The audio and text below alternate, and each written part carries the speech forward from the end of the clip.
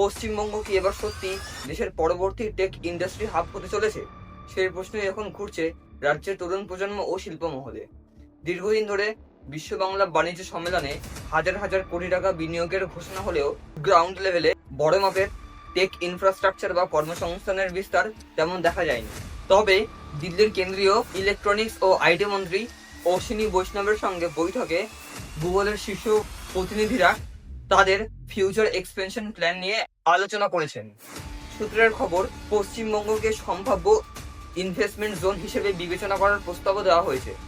ইতিমধ্যেই ভারতে $15 বিলিয়ন বিনিয়োগের পরিকল্পনা করেছে গুগল। অন্ধ্রপ্রদেশের বিশাখাপত্তনমে তারা গিগাওয়াট স্কেল এআই ইকোসিস্টেম তৈরির কাজ শুরু করতে চলেছে, যেখানে এআই ও ভবিষ্যতের টেক ইনফ্রাস্ট্রাকচারের উপর বিশেষ জোর দেওয়া হচ্ছে। এই প্রকল্পের জন্য অন্ধ্রপ্রদেশ সরকার 600 একর জমি বরাদ্দ করেছে। AI infrastructure, local server manufacturing, drone technology এবং ডেটা ড্রিভেন ইকোসিস্টেম তৈরির দিকেই এখন তাদের মেন ফোকাস। এবং যদি এই ইনভেস্টমেন্টের একটা অংশ বাংলায় আসে, তাহলে রাজ্যে তৈরি হতে পারে নতুন টেক করিডোর, ডেটা সেন্টার ও হাই স্কিল্ড জব মার্কেট।